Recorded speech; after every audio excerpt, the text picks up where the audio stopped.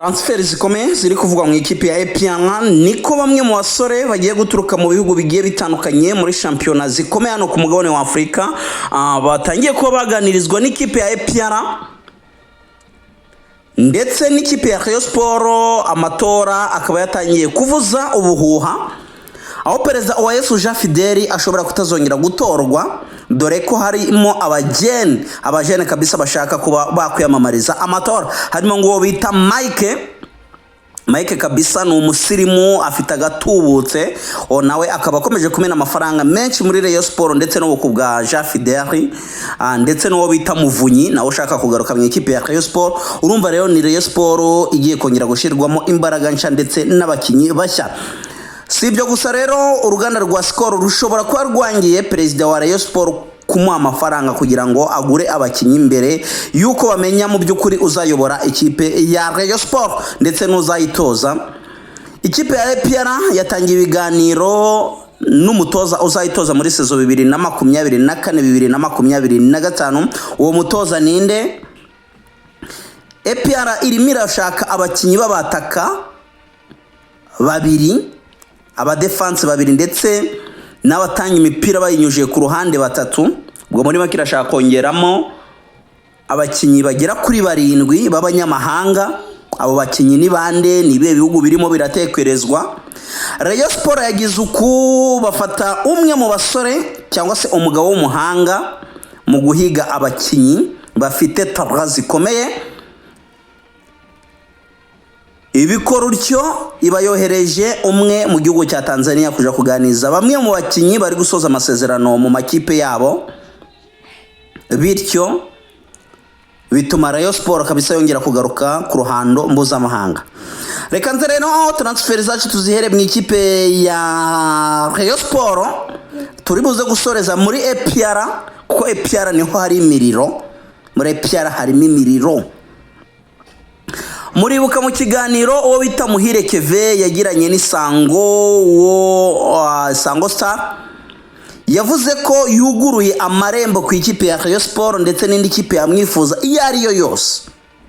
Yavuze iyo ari yo yose abarimo Police, abarimo APR.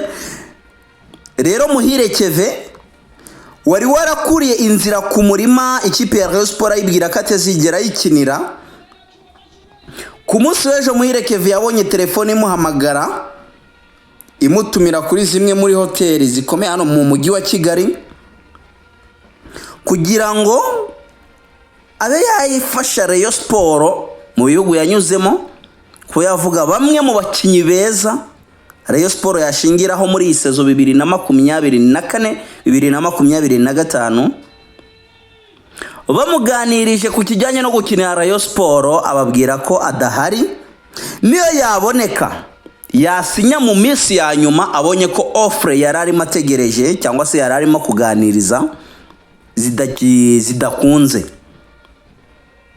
Bityo Muhire Keve muri Rayon Sport harimo amano gusa, na mano akandagiye muri Rayon Sport, naho ibindi bice byose by'umubiri ntibikiri muri Rayon Sport.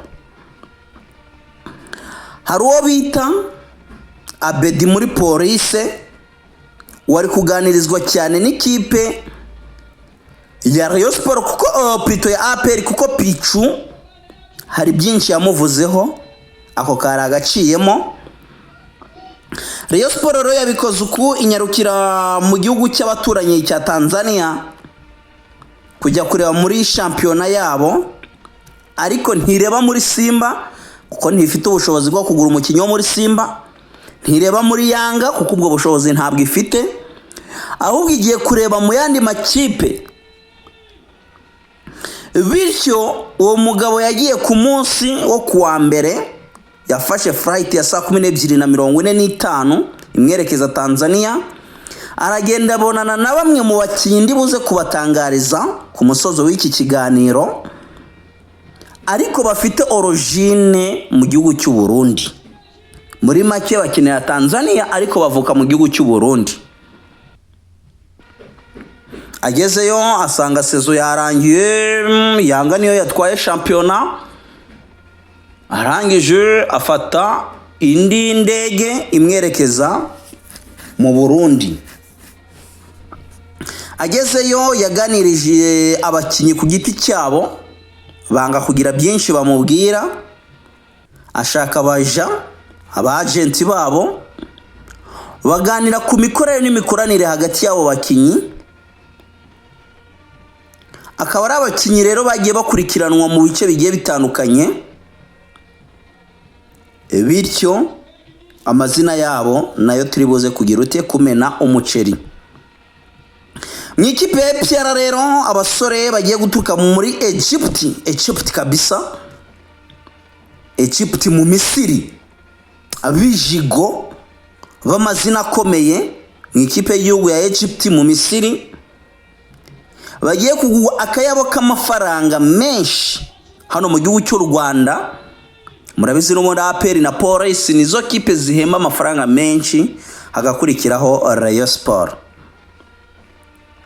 Ariko mbere yuko tugira kuri abo basore b'amajigo, reka tubanza tuvuge ku basore batatu beretswe umuryango ku munsi w'ejo n'ikipe ya Gasogi United. Abo basore batatu harimo uwo bita Henok, hakazamo captain wari wambaye bransoro ya captain mu mukino uheruka kubahuza n'ikipe ya Etincelle igihe bayinyabika igitego 1-0, ndetse bakaza no guhabwa igikombe. Icyo gikombe bahawe cyatejeje saga hagati ya Fine FM, umunyamakuru wayo Ricard, ndetse na Kenisi wahoze ari boss we mu bihe byashize, bakaza gutandukana bitewe n'imyitwarire habi y'umukoresha ndetse n'umukoreshwa batigeze bumvikanaho. Ibyo reka tubitaruke karagaciyemo. Abo basore rero bakaba bamaze gusezererwa, ariko umwe ukomeye ukaba uri mu ikipe ya APR, aha bamwe mu basore basoje amasezerano mu ikipe ya APR batazakomezanya n'iyi kipe. Urutonde rw'abasore bagiye gusohoka ntiwikanye, kuko ugiye kubonamo abo utari witeze. Bagiye babikora bucece bagasuzugura umutoza Thierry Froger, akaba ari potinga bucece mu gace, bagira ngo bizarangiriraho, ariko birangira bigize ute bikomeje. Ubwo rero abasore 19 bagiye gusohoka mu ikipe ya APR harimo bita Prince, Buregeya Prince, hakazamo uwo bita Placide, uwo bita Ombolenga Fitina agomba gusohoka mu ikipe ya APR.